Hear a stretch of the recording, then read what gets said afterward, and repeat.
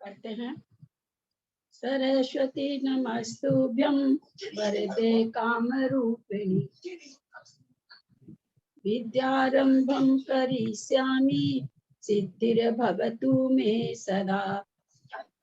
तत्वार्थ सूत्र ग्रंथराज की जय। उमा स्वामी आचार्य की जय। सर्वार्थ सिद्धि ग्रंथराज की जय। पूज्यपाद आचार्य की जय। फूलचंद शास्त्री जी की जय। अढ़ाई दीप में विराजमान सभी आचार्य उपाध्याय सर्व साधु के चरणों में नमोस्तु नमोस्तु नमोस्तु। सभी आरिका माता जी के चरणों में बंदामी बंदामी बंदामी। सभी छुल्लक छुलिका इलक के चरणों में इच्छा में इच्छा में इच्छा में। सभी प्रतिमाधारी के चरणों में ग्रुप में विराजमान अंजना जी के चरणों में वंदना वंदना वंदना। सभी पूज्य जनों का सादर स्पर्श सभी से सादर जय जिनेन्द्र।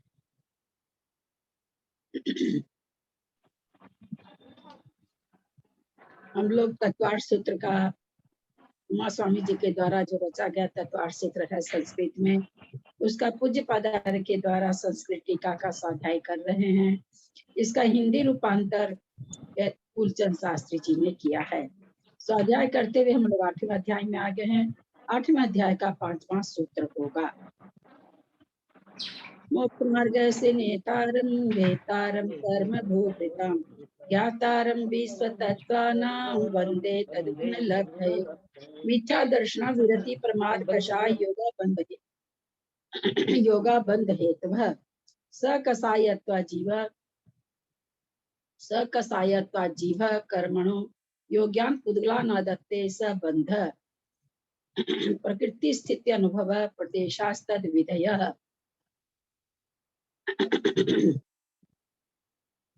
आद्यो ज्ञान दर्शनावरण वेदनीय मोहनीय यायुर नाम गोत्रांतरायः। 5वां सूत्र आज होगा। पंच नव द्वेष्टा विंशति चतुर्द्वि चत्वारिंशद द्वि पंच भेदा यथाक्रमम्। पंच नव द्वय पंच नव द्वयष्टा पंच नव द्वेष्टा विंशति चतुर्दि चत्वारिंशद द्वि पंच भेदा यथाक्रमम्। पंच नव द्वेष्टा विंशति चतुर्दि चत्वारिंशद द्वि पंच भेदा यथाक्रमम्। पंच नव द्वेष्टा विंशति चतुर्दि चत्वारिंशद द्वि पंच भेदा यथाक्रमम्। 5 भेद, इसमें मूल भेद बताए मूल प्रकृतियों के भेद का वर्णन आ रहा है। कि जो मूल प्रकृति बंध 8 प्रकार का है, तो वह प्रकृति बंध कितने कितने तरह से होता है। तो बोल रहे पंच नव 5 9 2 द्वय, इसमें संधि विच्छेद होगा। पंच नव, तो पंच नव है ही है।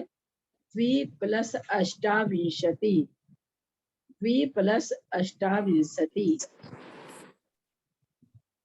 फिर आगे चतुः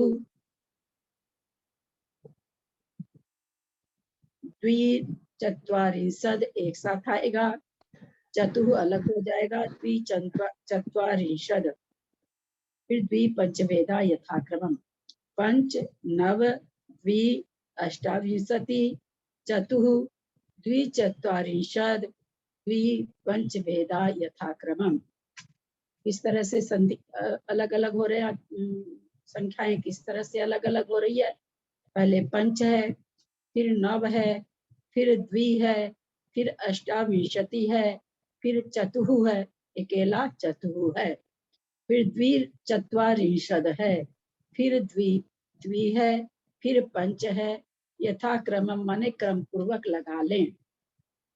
जैसा कि ज्ञानावरण 5 प्रकार का, दर्शनावरण 9 प्रकार का, वेदनीय द्वि 2 प्रकार का, अष्टाविंशति मोहनीय 28 प्रकार का, चतुः आयु 4 प्रकार का, गोत्र द्वि 2 प्रकार का, चतुः माने 4 आयु, द्वि चत्वारिंशद 42 प्रकार के, 42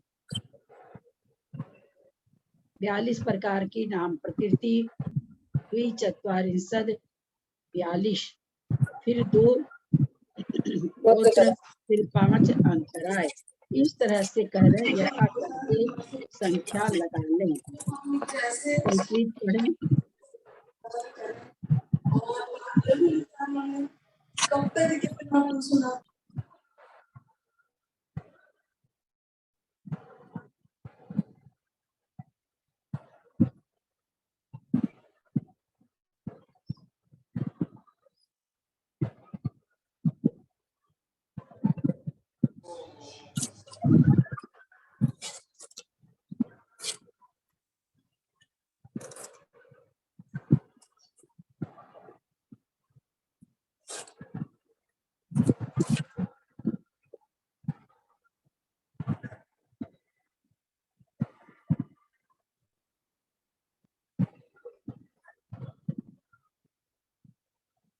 नहीं पढ़ना है क्या किसी को? हम पढ़े चाची जी। नहीं आ रही है, आवाज नहीं आ रही है मेरी। दीदी नहीं आ रही थी अभी तक नहीं आ रही थी, अब आ रही है। आवाज नहीं आ रही थी? नहीं अभी आई आपका आवाज। नहीं आई, अब आ रही है। संस्कृत पढ़िए जिनको पढ़ना है। हम पढ़े चाची जी। हाँ पढ़िए। द्वितीय ग्रह निहे कर्तव्यम, द्वितीय उत्तर प्रगति बंध एवं विकल्प इति न कर्तव्यम, परिशेषात् सिद्धे आद्यो मूल प्रकृति बंधोस्त विकल्प उक्तः, ततः परिशेषाद्य मुक्त प्रकृति विकल्प विधिर्भवति। भेद शब्द है पंचादि भी भयथाक्रमं विसंबंधेते पंचभेदं ज्ञानावरणीयं नवभेदं दशनावरणीयं द्विभेदं वेदिनीयं अष्टाविंशतिभेदं मोहिनीयं चतुर्भेदं आयु है द्विचत्वारिंशत् भेदं नाम द्विभेदं गोत्रं पंचभेदो अंतराय इति ज्ञानावरण पंचभेद तत्प्रति पति तरु चित्ता मित्यति आहे।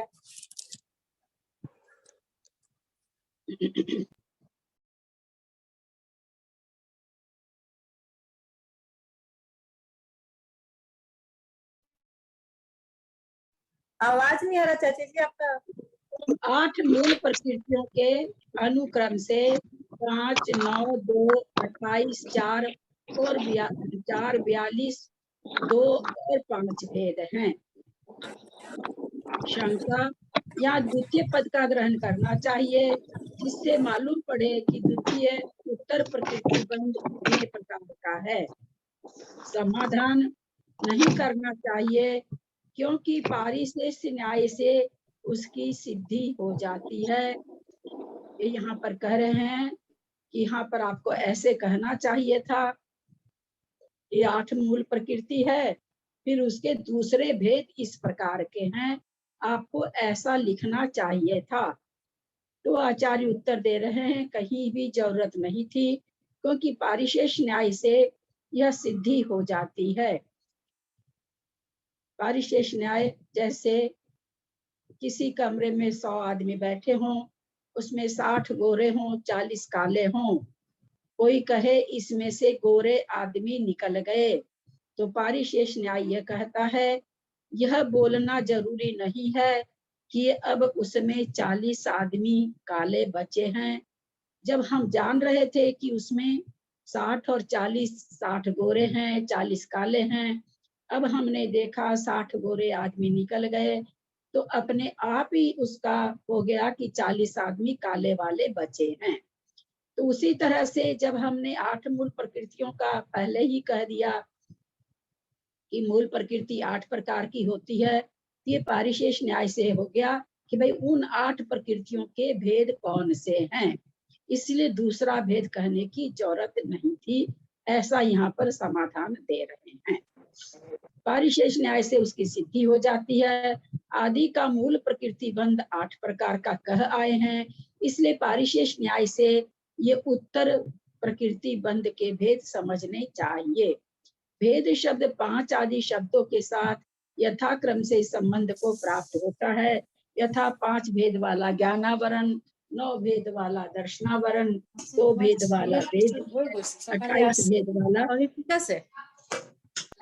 28 भेद वाला मोहनीय, 4 भेद वाला आयु, 42 भेद वाला नाम, 2 भेद वाला गोत्र और 5 भेद वाला अंतराय। अब आगे कह रहे हैं यदि ज्ञानावरण कर्म 5 प्रकार का है तो उसका ज्ञान कराना है, अतः आगे का सूत्र कहते हैं।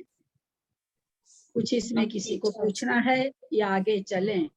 दीदी 1 मिनट, मुझे ये पूछना है, जैसे सूत्र में पंच नव द्वि ऐसे अपन ने लिखा है, तो ये द्वि ह्रस्व आएगा कि दीर्घ आएगा? द्वि पंच नव द्वि अष्टाविंशति है ना, तो ये द्वि ह्रस्व होगा कि दीर्घ होगा?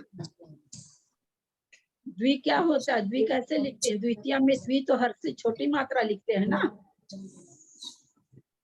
जब द्वितीय लिखते हैं द्वितीय तो द्वि में छोटी मात्रा रहती है, त में बड़ी मात्रा रहती है। जी जी उसी जी, तरह से यहाँ भी होगा।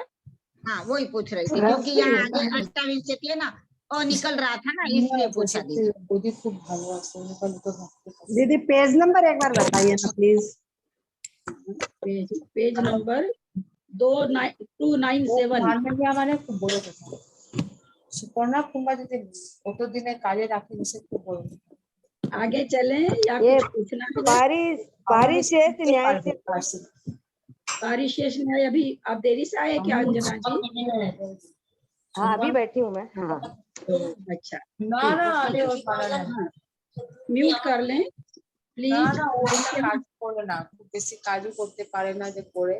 सीमा सौगानी जी बंद कीजिए ना।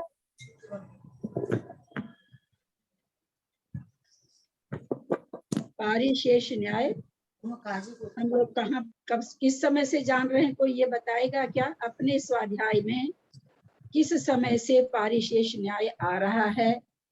कोई ये बताएंगा क्या? केवल इतना कर्णानी योग से बताया था। हम सबसे पहले कर्णान योग में इसको पढ़े थे, बहुत सुंदर होता है। पारिशेष न्याय, पारिशेष मतलब जो शेष बचा है ना, एक मीनिंग से आप लोगों को इसलिए समझाना चाह रहे हैं ताकि उसको भूले नहीं। तो इस जैसे यहाँ पर ये कह रहे हैं कि आपको तो ये कहना चाहिए कि दूसरा भेद ऐसे होता है 5, 9, 2, 28, 4, 42, 2 और 5 भेद होते हैं। तो आप तो ऐसे कह दिए कि प्रकृति बंध के इतने भेद होते हैं। ऐसा थोड़ी कहना चाहिए था आपको तो ये कहना चाहिए था कि दूसरी तरह से भेद इतने होते हैं। पहले 8 भेद होते हैं, फिर 5, 9, 2 दूसरे ये भेद होते हैं। आपको ऐसा कहना चाहिए था, तो पकड़ में आता कि हाँ ये उसके भेद हैं। ऐसा उन्होंने शंका की तो उन्होंने उत्तर दिया कि पारिशेष न्याय से इसकी सिद्धि हो जाती। पारिशेष न्याय से कैसे सिद्धि हो जाती है? पारिशेष न्याय कैसे कहते हैं? स्थूल रूप से समझने के लिए, एक कमरे में 100 आदमी बैठे हैं मीटिंग में, उसमें 60 गोरे हैं, 40 काले हैं। 60 आदमी उस रूम में से निकल गए तो फिर ये नहीं बोलने की जरूरत रहती है, केवल इतना बोलने से कि गोरे आदमी निकल गए, तो अपने आप उत्तर ये मिल जाता है कि अब मीटिंग में 40 आदमी हैं।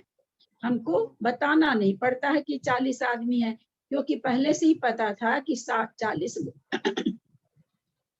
40 काले हैं, 60 गोरे हैं, और हमने देखा 60 निकल गए तो 40 बचे। तो पारिशेष न्याय ये कहता है कि भाई इसमें ये बोलने की जरूरत नहीं है। पारिशेष न्याय से ये अपने आप सिद्ध हो जाता है कि अब जो आदमी भीतर बचे हैं वे 40 हैं। तो उसी तरह से यहाँ पर कहना चाह रहे हैं कि भाई मूल प्रकृति के ही बंध है, ये दूसरे प्रकार के ये बंध नहीं है। मूल प्रकृति के बंध है। ये पारिशेष न्याय से निकल जाता है कि हमने 8 प्रकृति बताई, फिर 8 तरह के भेद बता रहे हैं, तो अपने आप ये पता चल जाता कि वो 8 प्रकृति के ही उत्तर भेद हैं, ऐसा पता चल जाता है। यहाँ दूसरा कहने की जरूरत नहीं था कि दूसरे प्रकार का ये प्रकृति बंध है। ऐसा यहाँ पर समाधान दिया है।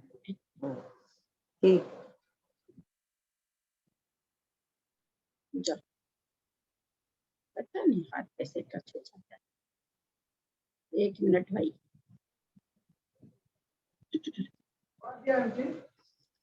अगला सूत्र ले रहे हैं, ठीक है। मति श्रुतावधि, अब कह रहे हैं यदि ज्ञानावरणम पंचभेदम तत् प्रतिपत्ति रुच्यात मिति अतः आह। अतः माने इसलिए, क्योंकि हमने आपको कहा ज्ञानावरण का 5 भेद है, तो वो कौन से 5 भेद है उसकी प्रतिपत्ति यहाँ पर बताने जा रहे हैं, माने नाम बताने जा रहे हैं। मति श्रुतावधि मनः पर्यय केवला नाम। मति श्रुतावधि मनः पर्यय केवला नाम।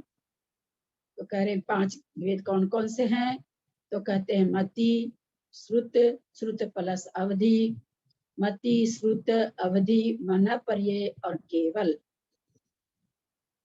इसमें ज्ञान क्यों नहीं लगाए, क्योंकि ऊपर जो बात आ रही है कि अब प्रकृति भेद के 5, पहले तो 8 मूल प्रकृति बताए, फिर उनके क्रम से भेद बताए, तो यहाँ अपने आप निकल जा रहा है कि ये ज्ञानावरण के भेद हैं। अतः यहाँ पर स्वतः ही लग जाएगा मति ज्ञान, श्रुत ज्ञान, अवधि ज्ञान, मनः पर्यय ज्ञान और केवल ज्ञान। पहला जब हम अध्याय पढ़ते हैं, पहले अध्याय में जब 5 ज्ञान का नाम आता है, तो वहां हमने देखा था केवल ज्ञानानि, शायद ऐसे करके है ना, क्या है पहले अध्याय का सूत्र, पहले अध्याय का सूत्र क्या, मति श्रुतावधि मनः पर्यय केवलानि ज्ञानम, ऐसे करके ज्ञानम शब्द दिया वहां पर, क्योंकि वहां पर ऐसा कोई पहला सूत्र नहीं आया था कि भैया आगे ज्ञान के भेद बताने जा रहे हैं, तो वहां उनको ज्ञानम शब्द देना पड़ा। लेकिन यहाँ तो उसी तरह से क्रम से चलते आ रहे हैं, तो ज्ञानम देने की जरूरत नहीं पड़ी, अपने आप ही हो गया कि मति ज्ञान, श्रुत ज्ञान, अवधि ज्ञान, मनः पर्यय ज्ञान और केवल ज्ञान। संस्कृत पढ़े इसकी। मत्यादीनि ज्ञानानि व्याख्यातानि तेषाम् आवरण भेदो भवतीति पंचोत्तर प्रकृतयो वेदितव्यः। अत्र चौद्यत्ते अभव्यस्य मनः पर्यय ज्ञान शक्तिः केवल ज्ञान शक्तिश्च चाद्वा न वा यदि स्यात् तस्य भव्यत्वा भावः अथ नास्ति तत्रावरण द्वय कल्पना व्यर्थेति उच्यते।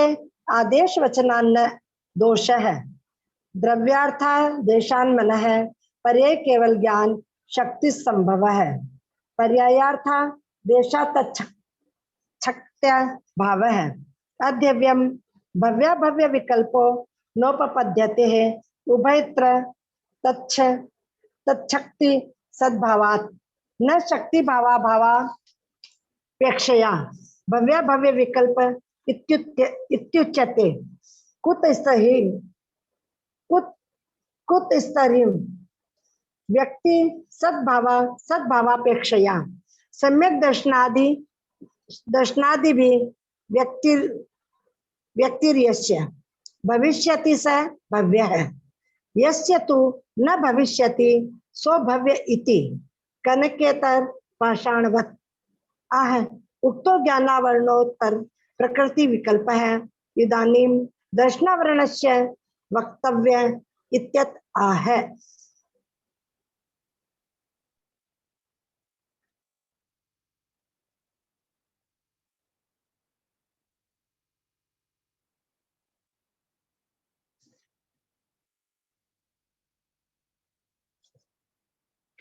दीदी आप म्यूट हो गए लगे। नहीं, म्यूट हम जान के कर देते हैं, कोई पढ़ता ना तो उसमें थोड़ी सी भी आवाज आने से ना फिर बाद में लोग ऑडियो सुनते होंगे ना तो उनको समझ में नहीं आता, इसलिए मैं अपने को म्यूट कर लेती हूँ, फिर भूल जाती हूँ। आपने उच्चारण अच्छा किया सरिता जी, अच्छा उच्चारण करने लगे हैं आप, विसर्ग वगैरह बहुत अच्छा बोला आपने। मति ज्ञान, श्रुति ज्ञान, अवधि ज्ञान, मनः पर्यय ज्ञान और केवल ज्ञान, इनको आवरण करने वाले कर्म 5 ज्ञानावरण हैं। मति आदि ज्ञानों का व्याख्यान कराए हैं, उनका आवरण करने से आवरणों में भेद होता है, इसलिए ज्ञानावरण कर्म की 5 उत्तर प्रकृतियां जानना चाहिए। अभव्य जीव के शंका कर रहे हैं, अभव्य जीव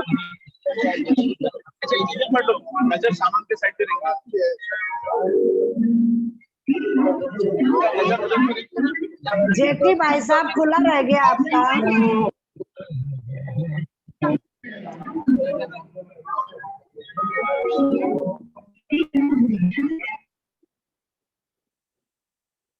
अभव्य जीव के मन पर्याय ज्ञान शक्ति और केवल ज्ञान शक्ति होती है या नहीं होती, और यदि होती है तो उसके अभव्यपना नहीं बनता, यदि नहीं होती है तो उसके उक्त दो आवरण कर्मों की कल्पना करना व्यर्थ है। एक प्रश्न है हमारा यहाँ पर,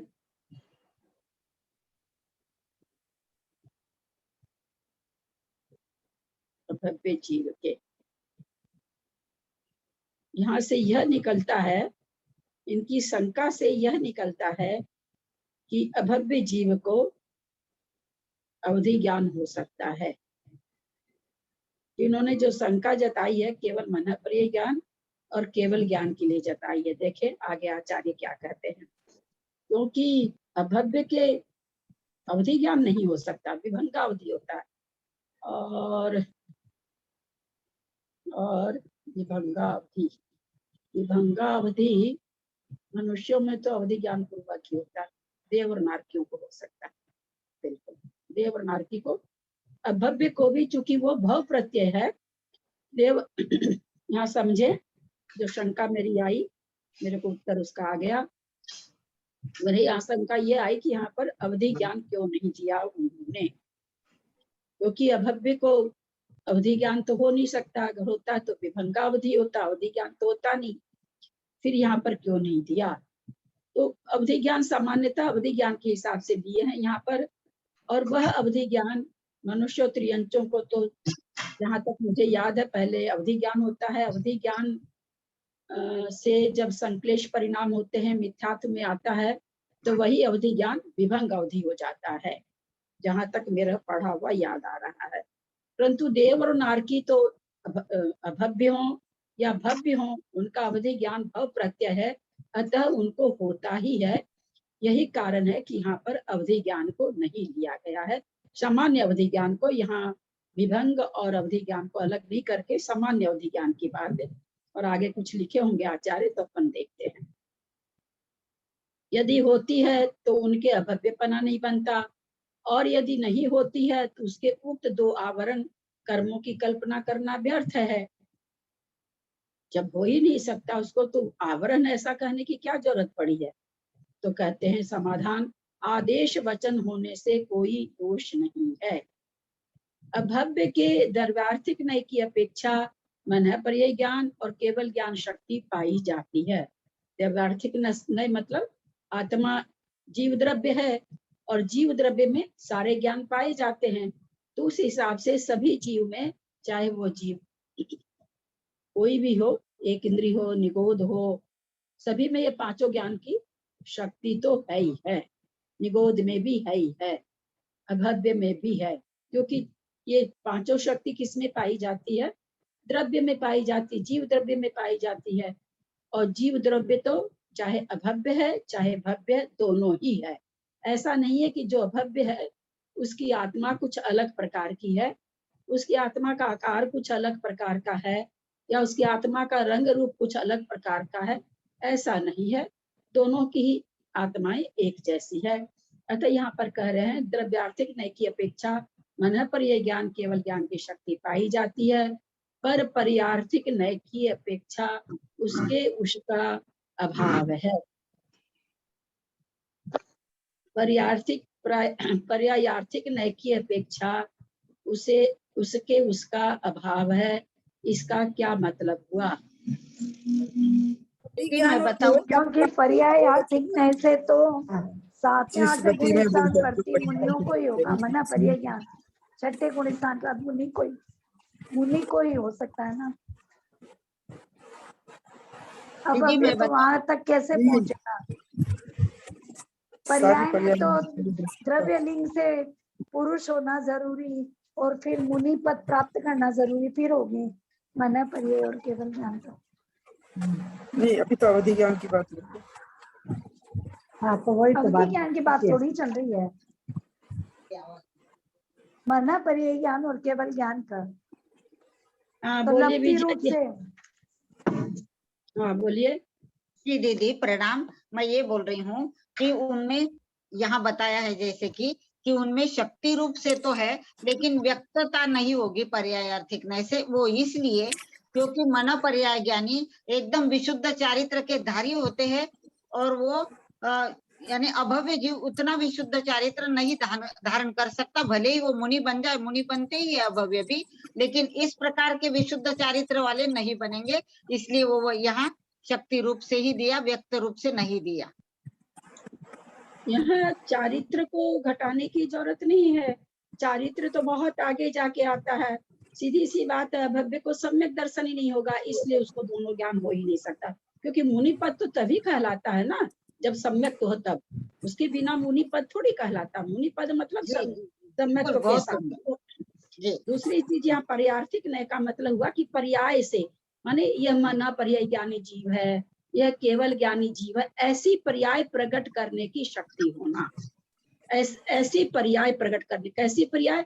ये मना पर्याय ज्ञानी मुनि महाराज हैं, ये अरहंत परमेष्ठी हैं। तो ये पर्याय कौन सी हुई उनकी? अरहंत परमेष्ठी की और सकल संयमी की। तो ये पर्याय कहते हैं कि पर्याय की दृष्टि से उनको ये शक्ति नहीं है, क्योंकि चूंकि अभव्य है तो न सकल संयमी बनेंगे और न अरहंत बनेंगे। यहाँ पर्याय का मतलब यही है कि न ये एक तो अरहंत को प्रकट हो रहा है, एक सकल संयमी को प्रकट हो रहा, और अभव्य जीव न सकल संयमी बनेगा न अरहंत बनेगा। ये पर्याय उसको प्राप्त ही नहीं होगी, इसलिए पर्यायार्थिक नय की दृष्टि से इसका अभाव है। जी जी आया समझ में दीदी। लेकिन मेरा प्रश्न ये है कि मुनि भी बन जाते हैं ना अभव्य जीव, सकल संयमी भी बन जाते हैं ना? नहीं, सकल संयम सुनिए, सकल संयमी जो द्रव्य से सकल संयम, उसको थोड़ी सकल संयम माना जाता है। सकल संयम किसको मानेंगे आप? सम्यक दर्शन के साथ होगा उसको ना, वो तो खाली बाहर से है। जैसा वास्तव में संयम जो नाम है किसका नाम है? भाव संयम का नाम है ना, द्रव्य संयम का नाम तो संयम नहीं है। इसलिए संयम बोलते ही भाव संयम। जी बहुत सुंदर समझ में आया दीदी, प्रणाम। शंका, यदि ऐसा है तो भव्य अभव्य विकल्प नहीं बन सकता, क्योंकि दोनों के मन पर्याय ज्ञान और केवल ज्ञान की शक्ति पाई जाती है। समाधान, शक्ति के सद्भाव और असद्भाव की अपेक्षा भव्य अभव्य विकल्प नहीं कहा गया है। शंका, तो किस आधार से यह विकल्प कहा गया है?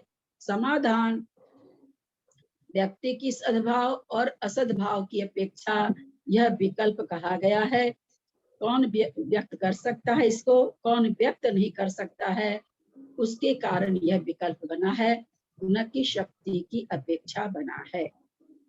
जिसके कनक पाषाण और इतर पाषाण की तरह सम्यक दर्शन आदि जिसके कनक पाषाण और इतर पाषाण की तरह सम्यक दर्शन आदि रूप से व्यक्ति होगी वह भव्य है, और जिसके नहीं होगी वह अभव्य है। अब विशेषार्थ दीदी शक्ति पहले समाधान में शक्ति के सद्भाव असद्भाव दिया और दूसरे में व्यक्ति के सद्भाव और असद्भाव की दिया।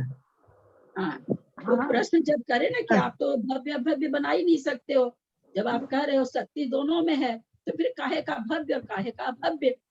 तो वही यहाँ पर करे कि शक्ति के कारण भव्य भव्य नहीं बना है, कोई प्रकट कर सकता है कोई प्रकट नहीं कर सकता है, इसलिए भेद बना है। शक्ति की अपेक्षा भेद नहीं है भव्य भव्य का, व्यक्ति की अपेक्षा है। और ये कनक पाषाण और इतर पाषाण की तरह, इसका क्या मतलब है? सोने का पत्थर पाषाण, कनक पाषाण, एक तो कनक पाषाण होती है, उससे उल्टी होती है, उसको कितना भी फोड़ो तोड़ो, कितनी भी उस पर केमिकल का जो भी काम होता है पाषाण से सोना निकालने के लिए, कितना भी कुछ करो उससे सोना निकलेगा ही नहीं। ये उदाहरण दिया है क्या इसका? हाँ, ये उदाहरण है कि जिस तरह से आप अब जो भाई सोना कहाँ से निकलता है? पाषाण से तो निकलता है ना। तो पाषाण का बहुत सारी क्रिया करते हैं वैज्ञानिक लोग अपना वैज्ञानिक तौर पर, तो उसमें से सोना निकाल लेते हैं, तो निकाल लेते हैं, उसमें सोना होता है तो निकल जाता है, और इतर पाषाण को कितना भी ये करते रहो, सोना की व्यक्ति होती नहीं है। तो वही वैसे ही चीज़ उसमें सम्यक दर्शन होने से तो होगा और नहीं होने से नहीं होगा। नहीं होगा, नहीं सम्यक दर्शन अगर नहीं होगा तो वो प्रकट नहीं होगा ही। विशेषार्थ में और क्या खोल रहे हैं फूलचंद जी, देखें अपने लोग। यहाँ ज्ञानावरण कर्म के 5 उत्तर भेदों का निर्देश किया गया है। मूल में ज्ञान एक है, उसके ये 5 भेद आवरण की विशेषता से प्राप्त होते हैं। ज्ञान तो ज्ञान है ना। ज्ञान में कोई ये थोड़ी है कि छांट के कोई कहे कि ज्ञान को अंदर से निकाले। पहली बात तो वह मूर्त चीज है, और कहे इतना सा मति ज्ञान है, इतना सा ये पीले रंग का वो ज्ञान है, हरे रंग का वो ज्ञान है, ऐसा तो कुछ नहीं। ज्ञान तो ज्ञान है। तो कहते मूल में तो ज्ञान एक है, पर आवरण अलग अलग होने से ये ज्ञान का 5 भेद बन गया। धवला टीका में इस विषय का स्पष्टीकरण करने के लिए सूर्य और मेघपटल का उदाहरण दिया गया है। वहां बतलाया है कि जिस प्रकार अति सघन मेघपटल सूर्य को आच्छादित करते हैं, तो भी अति मंद सूर्य किरणें मेघपटल में से प्रस्फुटित होती रहती हैं। उसी प्रकार केवल ज्ञानावरण कर्म के आवृत होने पर भी कुछ न कुछ ज्ञानांश प्रस्फुटित होता रहता है, और उसी को आवृत करने वाले 4 उत्तर आवरण कर्म प्राप्त होते हैं। इस प्रकार कुल ज्ञानावरण कर्म 5 हैं, जो भव्य और अभव्य दोनों के पाए जाते हैं। शास्त्र में भव्य और अभव्य संज्ञा बंध विशेष की अपेक्षा से दी गई है। जीव के ये भेद इसी अपेक्षा से जानना चाहिए। इन भेदों का अन्य कोई निमित्त नहीं है। बंध 2 प्रकार का होता है। एक बंध वह जो संतान की अपेक्षा अनादि अनंत होता है, और दूसरा वह जो अनादि शांत होता है। जिन जीवों के कर्म का अनादि अनंत बंध होता है, जिन जीवों के कर्म का अनादि अनंत बंध ये होता है, संतान को अनादि निधन अनंत कैसे बताया? मैं समझा रही हूँ। संतति चलना हुआ क्या? हाँ, संतति अभी तुरंत बता रही हूँ अंजना जी, 1 मिनट पूरा पढ़ लेते हैं, उसके बाद इसका खुलासा करते हैं। जिन जीवों के कर्म का अनादि अनंत बंध होता है, वे अभव्य कहलाते हैं, और जिनके अनादि शांत बंध होता है, वे भव्य माने गए हैं। इसलिए शक्ति जब जीवों की एक सी होकर भी उसके व्यक्त होने में अंतर हो जाता है। शास्त्र में इस भेद को समझाने के लिए कनक पाषाण और अंध पाषाण उदाहरण रूप से उपस्थित किए हैं। सो इस दृष्टांत से भी उक्त कथन की ही पुष्टि होती है। इस प्रकार ज्ञानावरण कर्म के 5 भेद क्यों है, इस बात का खुलासा किया है। ऊपर वापस चलते हैं। बंध 2 प्रकार का होता है। एक बंध वह जो संतान की अपेक्षा अनादि अनंत होता है। हम लोगों का जो हम लोग अभी हैं, हमारा परिवार कब से चला आ रहा है, बता पाएंगे क्या? हम लोग संतति रूप से कब से आ रहे हैं? हमारे बाबूजी दादाजी के दादाजी, अपने बाबूजी के, उसके बाबूजी, उनके बाबूजी के, उनके बाबूजी, उनके बाबूजी के, है ना? अनादिकाल। तो अनादिकाल से किसी न किसी की संतान बन के आ रहे हैं। तो वही कहते हैं कि जिस जीव की संतान, जैसे संतान क्या होती है, चलती रहती है, पीढ़ी चलती रहती है, चलती रहती है, अनादि से चल रही है, अनंत काल तक चलती रहेगी। तो वही कह रहे हैं कि वह वन जो संतान की अपेक्षा मतलब बराबर वो उदय में, ज्ञानावरण उदय में है, फिर नया ज्ञानावरण बन गया, फिर नया ज्ञानावरण उदय आया, फिर नया ज्ञानावरण बन गया, फिर नया ज्ञानावरण उदय में आया, फिर नया ज्ञानावरण बंध गया। तो क्या इसको संतति कहते हैं, जो चलती संतान के जैसे संतति चलते रहना। तो जो अभव्य होता है उसके कभी ये कर्म का जो 10वें गुण स्थान में बंध भी छुट्टी हो जाती है, 12वें गुण स्थान में उदय भी छुट्टी हो जाती है। जो अभव्य है वो तो न कभी 10वां गुण स्थान प्राप्त करेगा, न कभी 12वां करेगा। तो उसको क्या है, इन ज्ञानों का जो आवरण है हमेशा अनादिकाल से हो रखा और अनंत काल तक होता ही रहेगा। वही चीज यहाँ कह रहे हैं कि उनके 2 प्रकार का बंध है, एक तो अनादि और अनंत। अभव्य के कैसा है ये बंध, अनादि काल से चल रहा और अनंत काल तक चलता रहेगा। दूसरा कोई भव्य जीव है, बंध तो उसको भी अनादि काल से ही हो रहा है, लेकिन वो कभी भी सम्यक दर्शन को प्राप्त करके मुनि बन के आगे के गुण स्थानों में जा करके इनके बंध को खत्म कर सकता है, इसलिए उसका शांत है। तो भव्य का यही बंध अनादि और अंत है, और अभव्य का यही बंध अनादि और अनंत है। समझ में आया? हाँ। ललिता, शांत और अनादि मतलब ये पीछे वाला भी नहीं समझी पूरा। हाँ, शांत मतलब खत्म हो जाना, अंत अनादि सहित। शांत, अनादि शांत बंद होता है, हाँ, ये भव्य अनादि माने का गई है। मतलब हुआ कि जिसका कोई शुरू ही नहीं है, एकदम शुरू से चली, जब से जीव है। जीव कब से है?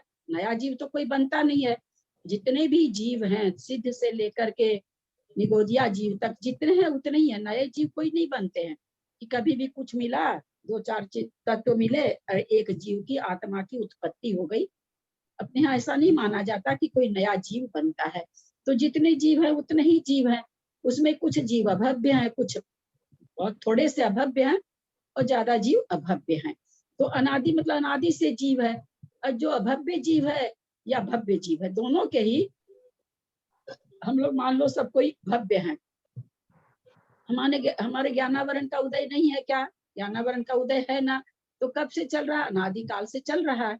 लेकिन हम अगर भव्य हैं तो शांत मतलब अंत से सहित, स प्लस अंत, अंत से सहित। तो हम भव्य हैं, तो हमारा जो आवरण है माना परिय ज्ञान, केवल ज्ञानावरण का आवरण अंत सहित है। मतलब जब हम मुनि बनेंगे, अरहंत बनेंगे, तो हमारा अंत सहित है, मतलब वो बंध खत्म हो जाएगा। शांत का मतलब जो अंत सहित है, जिसको अंत आएगा, उस आवरण का अंत आएगा, उसको कहा जा रहा है शांत। और जिसके अंत आएगा ही नहीं, उसको कहा जा रहा है अनंत। अनंत काल तक उसके कभी भी मन परिय ज्ञान अभव्य के, और न कभी केवल ज्ञान का। मतलब अनादि शांत का बंध वो भव्य होएगा। भव्य को अनादि शांत है। का मतलब भव्य होएगा। हाँ, जब तक नहीं, भव्य को अनादि शांत बंद ही होता है, और अभव्य को अनादि अनंत बंद ही होता है। जब तक नहीं होता ही ऐसा ही बंद होता है। ठीक समझे। वो सम्यक दर्शन को प्राप्त कर लेता है, इसलिए वो भव्य हो जाता है ना। हाँ, जिसको सम्यक दर्शन प्राप्त करने की योग्यता है वो भव्य है, वो जिसको सम्यक दर्शन प्राप्त करने की योग्यता नहीं है वो अभव्य है। वो अभव्य है। तो इसीलिए शांत है कि सम्यक दर्शन प्राप्त कर सकता है, कर लिया तो उसके मतलब वो अंत आ गया उसका। अंत मतलब सम्यक दर्शन प्राप्त किया है तो वो कभी न कभी मुनि भी बनेगा, मुनि भी बनेगा। कभी न कभी अरहंत भी बनेगा। अरहंत बनेगा तो केवल ज्ञानावरण का अंत आ गया उसको, केवल ज्ञान। वही चीज का विचार है। और कोई प्रश्न किसी को? कोई शब्द नहीं समझ में आ रहे हो तो कहीं पर? मुझे पदाचार्य की टीका भैया बहुत ऊंची कोटि की टीका है, बहुत साहित्यिक शब्द। आगे पढ़ाइए। 297 में ये मतलब दिया है ना यहाँ, यदि नहीं होती है तो उसके उक्त 2 आवरण कर्मों की कल्पना करना व्यर्थ है। अभव्य के लिए कहा गया कि जब व्यक्ति वो कर ही नहीं सकता है तो फिर उस पर कल्पना क्यों करते हैं? आपकी 2 ज्ञान की शक्ति पाई जाती है। तो वही चीज समझाए ना कि भाई जीव तो जीव है, जीव अभव्य जीव और भव्य जीव, मतलब ऐसा नहीं कि कोई छांट करके अलग कर सकता है। जीव बहुत सारे हैं, ये तो अभव्य है, ये नीला है, ये अभव्य है, ये पीला है, ये अभव्य है। नहीं, सारे जीव में अनंत अनंत गुण हैं, चाहे वो भव्य हो चाहे वो अभव्य हो। जैसे आज हम लोग हैं, हम लोगों की मस्तिष्क की जो रचना है, सबकी रचना एक ही जैसी है मस्तिष्क की। जैसे कोई विकलांग हो जाता है उसकी बात हम लोग नहीं कर रहे हैं, सामान्य से सबके मस्तिष्क की रचना एक जैसी है। लेकिन फिर भी देखिए, कोई IAS ऑफिसर एक बार में बन रहा है, कोई 10 बार में बन रहा है, कोई कितना बड़ा डॉक्टर बन रहा है, कोई कितना बड़ा इंजीनियर बन रहा है। मस्तिष्क तो सबको उतना ही मिला है। वो कई तोले कहते हैं, है ना, उतने तो कितने तोले का कहते हैं, तो वो अपनी शक्ति को प्रकट कर लिए। तो यहाँ तो चलो ये संसार की वैज्ञानिक शक्ति है तो प्रकट कर लिए। यहाँ भव्य और अभव्य में है कि अभव्य कोई कितना भी करेगा, कितनी बार मुनि बन जाए, कुछ बन जाए, लेकिन उसके सम्यक दर्शन होगा ही नहीं। जैसे हम लोग मूंग लाके सिझाते हैं तो मूंग ला हाँ, के हाँ। सिझाते, उसमें ठोडोड़ू मूंग रहता है, कुकर की हाँ। सीटी चलाते चलाते सुबह से शाम तक सीटी लगाते रहेंगे, ठोडोड़ू मूंग कभी भी नहीं सींचेगा। उसी तरह से अभव्य भले कितना ही जोर लगाए, कभी भी उसको सम्यक दर्शन नहीं होगा। जिस तरह से अंध पाषाण पर कितना भी केमिकल करते रहिए प्रयोग, कितना भी रासायनिक प्रयोग करते रहिए, अंध पाषाण से कभी भी सोना नहीं निकलेगा। उसी तरह से अभव्य के यद्यपि शक्ति होते हुए भी वो सम्यक दर्शन प्राप्त नहीं कर पाता है, ये योग्यता उसमें नहीं आती है। ठीक। ललिता जी, मूंग वो का नाम एकता मूंग, का अर्थ ढूंढे क्या एक डब्बा भर के मूंग है, आप उसमें से चुन के दिखा सकते हो क्या कि ये ठोडड़ू है? अगर पता चले तो हम लोग तो पहले ही निकाल दे, दांत में आके कैसा लगता है, कितना उस समय बुरा लगता है जब दांत के नीचे आता है। तो अगर पहचान हो जाए तो हम लोग पहले ही निकाल देना उसको, क्योंकि हम लोग चुनते हैं सारी चीज, कंकड़ पत्थर चुनते ही है ना, तो ठोडड़ू मूंग को भी चुन ले। तो उसी तरह ठोडड़ू मूंग और सीजने वाले मूंग में कोई अंतर नहीं।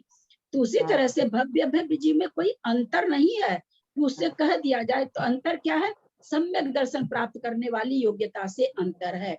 अब सम्यक दर्शन प्राप्त करने की योग्यता किस जीव में है, किस में नहीं है, यह हमारा ज्ञान का विषय नहीं है, केवल ज्ञान का विषय है, अनंत परमेष्ठी का विषय है। क्योंकि उनको या फिर सर्वावधि भी ज्ञानी जान सकते हैं कि भाई इसकी सत्ता में प्रकृति नहीं है, केवल मिथ्यात्व है। वो भी प्रकृति को केवल देख सकते हैं, वो भी भव्य भव्य को नहीं जान सकते। भव्य भव्य बना तो केवल केवल और केवल केवल ज्ञान का विषय है। बहुत अच्छा लगा, अच्छा से समझ में आया। ललिता जी, ये एकता का अर्थ आया क्या फिर समझ में? ये जो याद कल ही आया नहीं था रहा। ना आपने टून, अच्छा हाँ, कोई बात हाँ, कोई बात मैंने नहीं। देख मंजू जी, हाँ, हाँ, याद ही नहीं रहता है। हाँ, कोई बात नहीं, कोई बात नहीं, ऐसा कुछ था भी नहीं। आज दिन में ऐसे सोच रही थी कि कल प्रश्न तो था जिसको मैं कही थी देख के बताऊंगी, लेकिन क्या था ये दिमाग से निकल गया। कोई बात नहीं, आपको फिर कैसे थोड़ा टाइम सा मिलेगा? अपना भी जो अलौकिक गणित है वो भी बहुत नहीं, टफ चल नहीं, रही है और आगे बहुत टफ होने वाली है। तो वो इसलिए भी वो दिमाग उसी में उलझा रहता, कोई वो बात भी नहीं। याद नहीं रहता, अगल बगल की नहीं, नहीं, बातें ऐसा कुछ था भी नहीं वो।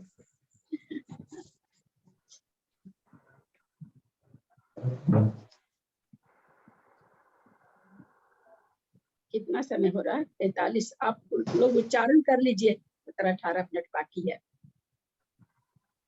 क्योंकि आज जो जितना समझाए ना, अगर और आगे ले लेंगे ना तो ये सबके दिमाग से निकल एक जाएगी। सूत्र तो ले लीजिए। इसको नहीं एक सूत्र ना, आप लोग है ना, अंजना जी, हमारी सरोज पांड्या, आप लोग जो आज समझे हैं विशेष प्रश्न करके, अच्छा लगता है आप लोग प्रश्न करते हैं तो प्रश्न करके आपने समझा है जिन्होंने, क्योंकि जो लोग प्रश्न नहीं कर रहे या तो उनको समझ में आ जाता है या लोग सोचते भाई दूसरे कर ही रहे हैं, बहुत कारण होता है, ऐसा कोई जरूरी नहीं है। तो थोड़ा सा आज इसको चिंतन करेंगे तो ज्यादा अच्छा रहेगा। आगे सूत्र पढ़ा दूंगी तो वो उसके ऊपर एक आवरण आ जाएगा फिर, इसलिए आगे का सूत्र नहीं लेंगे।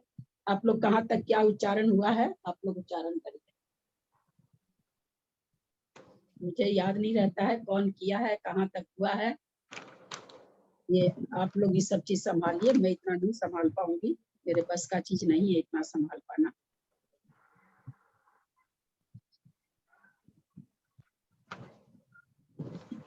थोड़ा सा मुझे बोलने में तकलीफ भी हो रही है आज।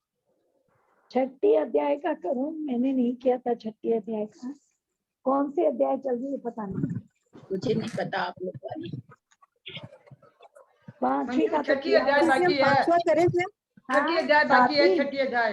हाँ, तभी मैंने कहा छठी का पांचवी करूं। सब कोई कर लिए क्या? पांचवी पांचवी का भी नहीं हुआ, अब नहीं किया चाची। हाँ, पांचवी का नहीं हुआ ना पूरा का। पांचवी का हमने तो कर उन्हीं का बाकी है क्या 5वां अध्याय? तो 5वां कर लीजिए पहले पूरा। हम करें 5वां। अजीव काया धर्माकाश पुद्गलः द्रव्याणि जीवाच्च वसिष्ठानि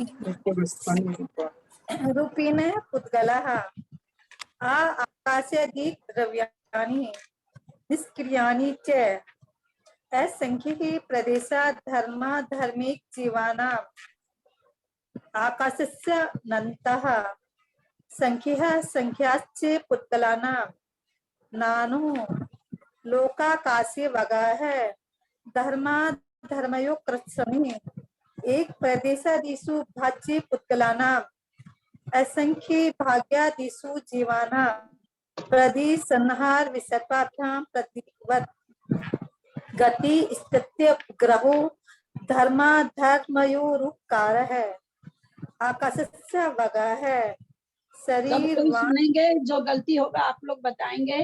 तो थोड़ी सी तबीयत नहीं ठीक लग रही है मेरी, तो सब कोई ध्यान से सुनेंगे और बताएंगे। शरीर वांग मन है प्राणापानः पुद्गलानां सुख दुख जीवित मरणोग्रहश्च परस्परो ग्रहो जीवानां वर्तना परिणाम क्रिया परत्वा परत्वे च कालस्य है स्पर्श रस गंध वर्ण वन्तः पुद्गलः शब्द बंध सूक्ष्म स्थूल्य संस्थान तम छाया तपो धोत वंतच्च है अन्वय स्कंदाच्च है वेद संगाते भी उत्पत्ति वेदादनु वेद संगाताभ्याम चाक्षुष है सद्द्रव्य लक्षणम उत्पाद वे दूरी युक्तम सद तद्भावा अर्पिता नर्पित सिद्धि इसलिए सुख स्वाद बद्ध है न जगती गुणानाम गुण सामी सदस्यानाम वे दिखादी गुणानाम परिणामिक गुण परियवत द्रव्य कालच्च सोनंत समय द्रव्य स्त्रिया निगुणा गुणः तद्भाव परिणाम है इति पंचमो अध्याय नमो नमः। चाची कहाँ पे गलती हुई? हाँ कहाँ पे गलत बोला मैंने? बोलिए, जो लोग सुन रहे थे बोलिए। दीदी बताइए। प्रणाम। ये स्पर्श रस दीदी। गंध वर्ण बनता नहीं, बता है बोला था इन्होंने। स्पर्श रस गंध वर्ण बनता है, इन्होंने बता है बोला था। 23वां सूत्र एक बार फिर से बोल दीजिए 23वां सूत्र। स्पर्श रस गंध वर्ण बनता है पुद्गलः। पहले बता है बोला था आपने, भूल से बनता है की जगह भूल से निकला। वैसे तो उच्चारण तो बहुत अच्छा करी है, विसर्ग का उच्चारण भी बहुत अच्छा किया है, उच्चारण अच्छा किया है। अब करेंगे, दीदी करिए। इन्होंने दीदी हाँ, मैं बोलती हूँ। आकाशस्य अनंतः भी थोड़ा गलत बोला था दीदी। हाँ। आकाशस्य अनंतः बोला था, आकाशस्य अनंतः बोलना चाहिए था ना। आकाशस्य अनन्तः।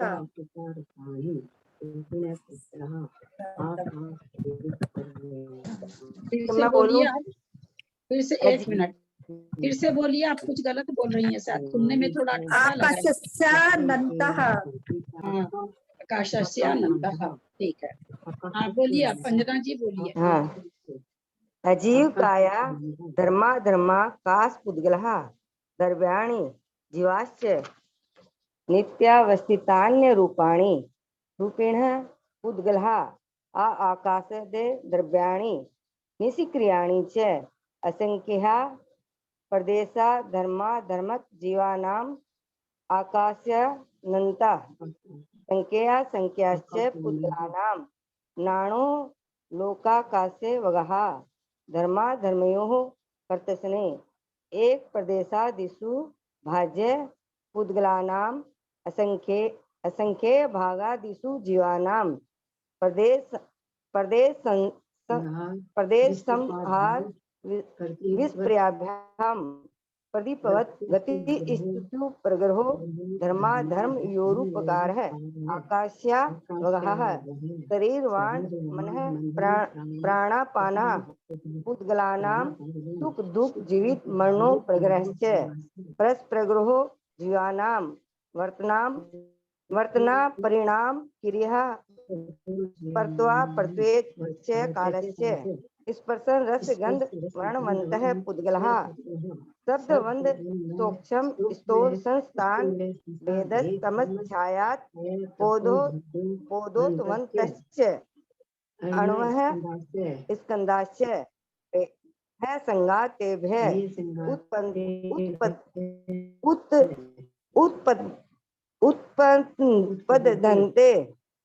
उत्पद्यन्ते भेदा धनु भेदा संज्ञाताभ्याम चाक्षुष तद्रव्य लक्षणम उत्पाद द्रोवितम सत्य तद भावावयम नित्यम अप्रीता न प्रीता सिद्धे इस नग्ध रुक्षत्वान बंध है न जगन्य गुणानाम गुण साम्य सर्वनाम दय दिखादि गुणानाम तु बंदे दिखो पायणाम कोच गुण पर्यवद द्रव्य कालश्च सोनंत समय है द्रव्याश्रया निर्गुणः गुणः तद्भाव परिणाम तत्वात् पंचमोध्याय नमो नमः।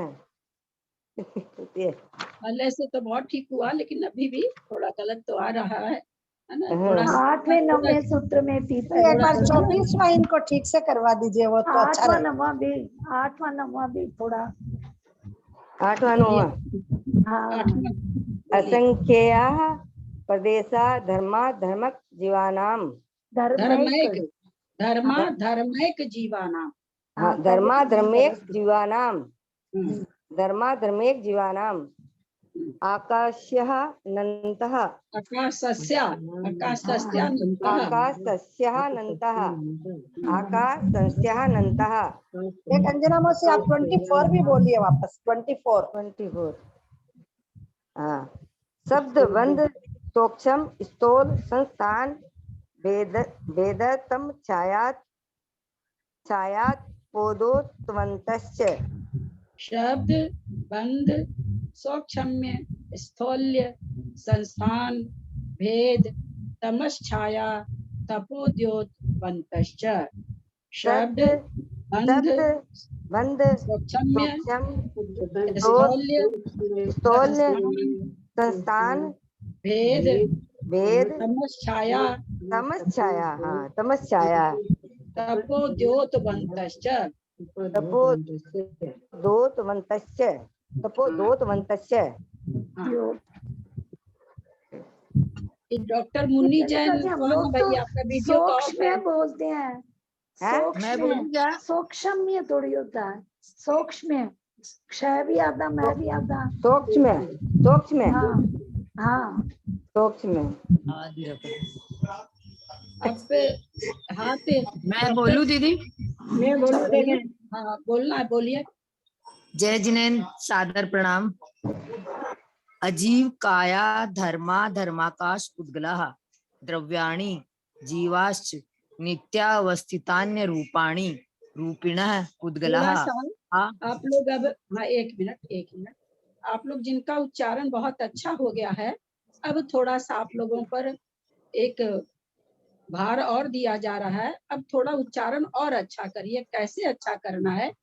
अजीव काया धर्मा धर्माकाश उद्गला द्रव्याणि जीवाश्च नित्यावस्थितान्य रूपाणि, है ना? द्रव्याणि नहीं, द्रव्याणि रूपाणि, क्योंकि छोटा ई है। अभी तक आप लोगों को इसलिए नहीं सुधारा गया कि आप लोग के मुंह पर एकदम पड़ा हुआ था, क्योंकि इसी में लग जाएंगे तो फिर और आप लोग का पहले विसर्ग वगैरह तो ठीक करा दे, क्योंकि जो बहुत ही गलत हो रहा था। तो इसलिए थोड़ा सा इसको भी सबको सुधारने की कोशिश करिए। द्रव्याणि रूपाणि निष्क्रियाणि ऐसे करके बोलना है, निष्क्रियाणि नहीं बोलना है, बड़ी ई की मात्रा हो जाती है। ठीक है, चलिए बोलिए। द्रव्याणि जीवाश्च नित्यावस्थिता रूपाणि रूपिणः पुद्गलः आकाशादेक द्रव्याणि निष्क्रियाणि च असंख्येयः प्रदेशा धर्मा धर्मेक जीवानाम् आकाशस्यानन्तः संख्येया संख्येयाश्च पुद्गलानां नाणोः लोकाकाशे अवगाह धर्मा धर्मे संख्याश्च च नहीं बोला आपने, संख्येयाश्च पुद्गलानां नाणो लोकाकाशे अवगाह धर्मा धर्मयोः प्रतश्ने एक प्रदेशादिषु भाज्य पुद्गलानाम् असंख्ये भागादिषु जीवानां प्रदेश संहार विसर्पाभ्याम प्रदीपवत्। संहार नहीं सहार, प्रदेश सहार है, घ नहीं है, प्रदेश संहार संहार नहीं, घ नहीं संहार हाँ सहार विसर्पाभ्याम प्रदीपवत् गति स्थितित्युपग्रहौ धर्माधर्मयोरुपकारः आकाशस्य अवगाह शरीर वांग मनः प्राणापाना पुद्गलानां दुख सुख दुख जीवित मरणोपग्रहाश्च परस्परोपग्रह। च का उच्चारण पूरा करिए, पूरा च है, च में तो कोई हलंत भी नहीं है, पूरा च है। सुख दुख जीवित मरणोपग्रहाश्च, सुख दुख जीवित मरणोपग्रहाश्च परस्परोपग्रहो जीवानां वर्तना परिणाम क्रिया परत्वा परत्वे च कालस्य स्पर्श रस गंध वर्ण वंतः पुद्गलाः शब्द बंध सूक्ष्म स्थूल्य संस्थान भेद तमश्छाया तपोद्योतवन्तश्च अण्वः स्कंदाश्च भेद संघात तेभ्य उत्पद्यन्ते भेदादण। ये दण है या भेदादुण है? भेदादणु। हाँ, मेरी पुस्तक में भेदादण है, भेदादणु। भेद संघाताभ्याम चाक्षुष सद द्रव्य लक्षणम उत्पाद व्यय द्रव्य युक्तम सत तद्भाव्यम नित्यम अर्पितान अर्पित सिद्धे स्निग्ध रुक्षत्वाद बंध न जगन्य गुणानाम गुण साम्ये सदृशानाम द्वयाधिकादि गुणानान्तु बंदे अधिकौ परिणामिकौ च गुण पर्याय वद द्रव्यम कालश्च सो अंत समय अनंत समय द्रव्याश्रया निर्गुणा गुणः तद्भाव परिणामः इति तत्वार्थ सूत्रे मोक्षे पंचमोऽध्याय। ये है का उच्चारण कर रहे हैं ना सब जगह, सोनंत समय है, नहीं होगा क्या? है का सब जगह कर रहे हैं, अनंत समय है, सोनंत समय, ठीक तो बोले, तो सोनंत है समय क्यों नहीं? सोनंत समय, सोनंत समय नहीं, और जगह भी जहाँ है आ रहा था ना, जो हाँ। अलोप होता वो उसका सुनने में, हाँ, सुनने में लग जाता है कई बार। हाँ, पर हाँ, सोनंत समय सुनने में अ लग जाता है, क्योंकि अच्छा। वहाँ पर वास्तव में तो अ है ही ना, तो सुनने में तो हाँ। लगेगा ही लगेगा ना, इसीलिए। ललिता जी मैं करूँ? एक बार मैं ठीक बोल प्रदीप, करती प्रणाम। हूँ, हाँ करो हाँ। तो। मैं करूँ।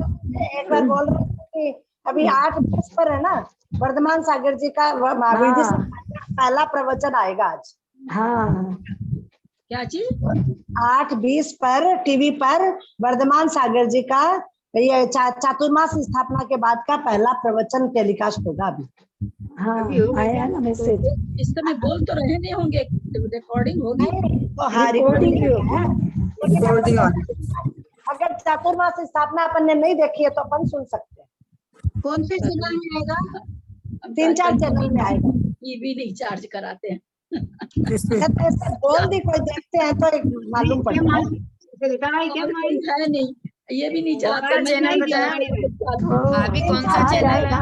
वो कलश स्थापना वाला ही है ना, कलश स्थापना वाला ही है ना। नहीं नहीं, प्रवचन माला ही शुरू प्रवचन होगी। आएगा, पहला हाँ, प्रवचन आ जाएगा। किसमें आएगा? जिनवाने में, पारस में? 3-4 में आएगा। इसमें था। इसमें 3-4 चैनल में आएगा। हमारे यहाँ नहीं। 3-4 में आएगा। आर्यन चैनल में 3-4 चैनल में आएगा। अरिंद में आएगा क्या? नाम ही नहीं समझ में आ रहा। हाँ, समझ में नहीं आया। आरस पे तो आएगा ही आएगा, और पता हम नहीं। बोले 3-4 चैनल पर आएगा। आर्यन तो चैनल 3-4 चैनल पर आएगा, और हाँ। लग रहा था जैसे कोई नाम बोल रही है, इसीलिए। हाँ, ऐसे लग रहा। ललिता जी मैं करूँ उच्चारण 5वें अध्याय का, कि मात्रा का सही हो रहा है क्या? या नीचे 60-59 तो हो गया, एक आदमी कर लीजिए, कोई करेंगे। मैं करती हूँ। अजीव काया धर्मा धर्माकाश पुद्गलाः द्रव्याणि जीवाश्च नित्यावस्थितान्य रूपाणि रूपिणः पुद्गलाः आकाशादेक द्रव्याणि निष्क्रियाणि च असंख्येयाः प्रदेशा धर्मा धर्मैक जीवानाम् आकाशस्यानन्तः संख्येया संख्येयाश्च पुद्गलानां नाणोः लोकाकाशे वगाहः धर्मा धर्मयोः कृत्स्ने एक प्रदेशादिषु वाच्यः पुद्गलानाम् असंख्येयाकाशेषु जीवानां प्रदेश संहार विसर्पाभ्याम प्रदीपवत् गति सत्युपग्रहो धर्मा धर्मयो रूपकार है। आकाशस्यावगाहः शरीर वांग मनः प्राणापानः उद्गलानां सुख दुख जीवित मरणोपग्रहाश्च परस्परोपग्रहो जीवानां वर्तना परिणाम क्रियाः परत्वा परत्वे च कालस्य। क्या हुआ? नहीं ठीक है। स्पर्श रस गंध वर्ण वंतः उद्गलाः शब्द बंध सौक्ष्म स्थौल्य संस्थान भेद तमश्च छाया तपोद्योतपन्तश्च अण्वः स्कन्धाश्च भेद संगातेभ्य उत्पद्यन्ते भेदादणुः भेद संगाताभ्यां चाक्षुषः सद्द्रव्य लक्षणम् उत्पाद्य द्रव्य युक्तम सत् तद्भावाव्ययम् नित्यम् अर्पितानर्पित सिद्धे स्निग्ध रूक्षत्वाद बंधः न जगन्य गुणानां गुण साम्य सदृशानां वैदिकादि गुणानां तु बंधे दिकौ पारिणामिकौ च गुण पर्ययवत् द्रव्यं कालश्च सोऽनन्त समयः द्रव्याश्रया निर्गुणः गुणः तद्भावः परिणामः इति तत्वार्थादिग्ने मोक्षशास्त्रे पंचमोऽध्याय। नमो नमः।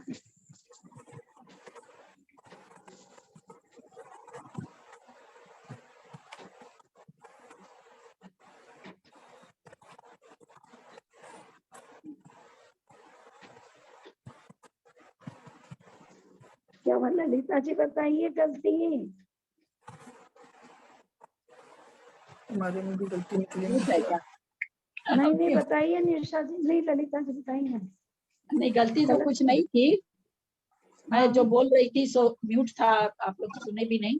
मैं यह कह रही थी जिनका उच्चारण अच्छा हो गया है वो लोग अब अर्थ की ओर बढ़े, अर्थ करना चालू करें आप लोग, ताकि 10वें अध्याय का अर्थ बिना देखे आप कम से कम अर्थ विशेषार्थ भावार्थ नहीं कर सके तो नहीं सही। शब्दों का अर्थ हम लोगों को जानने से फिर बहुत सारी संस्कृत का अर्थ आने लगेगा धीरे धीरे, इसलिए सबको अर्थ भी करना है। जितने लोग करें, जिनकी भावना हो, जिनकी नहीं भावना हो उनके वो जाने, और जिनकी भावना हो वो तो करें। जिनवानी स्तुति करें।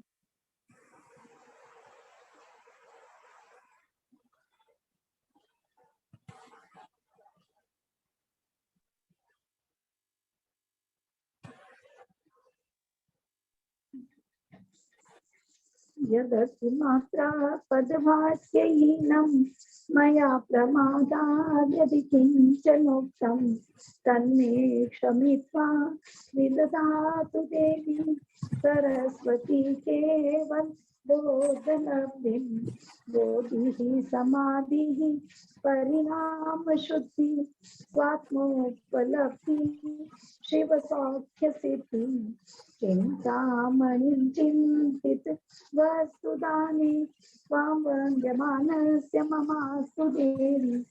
जिनवाणी के ज्ञान से तुझे लोकालो तो वाणी मस्तक नमो सदा ते सुनतो। हे जिनवाणी भारती तो जपो दिन जो तेरा शरण आ गए तो